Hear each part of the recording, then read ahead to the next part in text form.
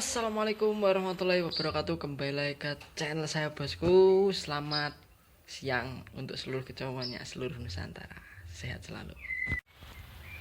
Oke bosku, kali ini di konten kali ini melanjutkan yang kemarin.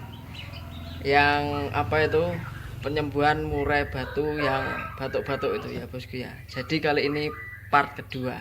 Nah,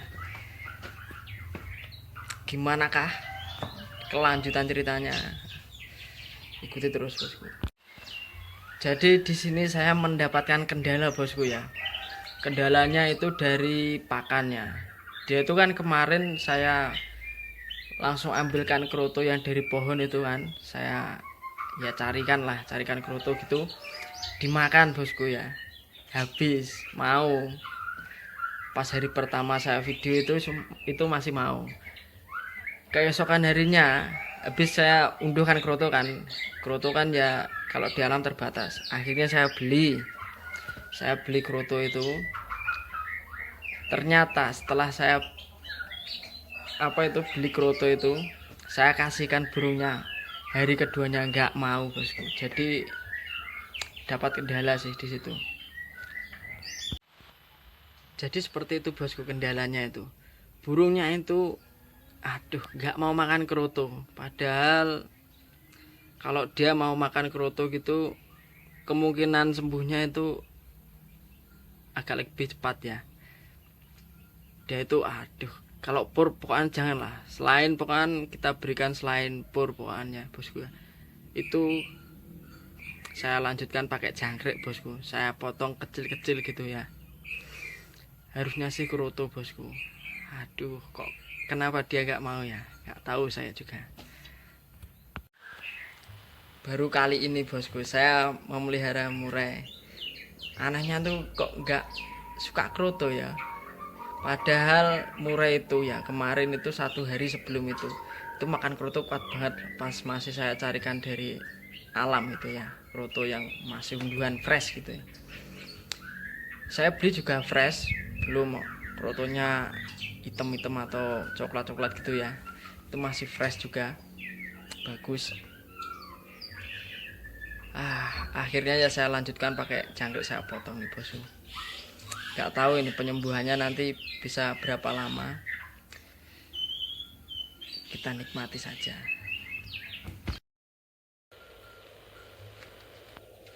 Burungnya masih di tempat yang sama bosku. Kalau hariannya sih dia tetap bunyi aja ya. Cuma ya volumenya dia nggak bisa maksimal. Kurang lah, masih ada yang mengganjal di gorokannya gitu ya, di tenggorokannya gitu. Kalau harian masih gacor, burungnya masih normal banget. Dia geraknya juga masih lincah banget ya bosku ya. Cuma di suaranya saja. Dan satu lagi bosku, ini kalau di rumah saya kan banyak burung ya. Murai saya itu banyak sekali dan tempatnya itu juga terbatas. Jadi kalau punya murai ada yang sakit ya atau batuk kayak gini, suaranya kan kecil gitu ya, itu lebih baik diisolasi, dijauhkan dari yang murai-murai gacor lainnya gitu ya. Mungkin itu bisa mempercepat untuk penyembuhannya bosku.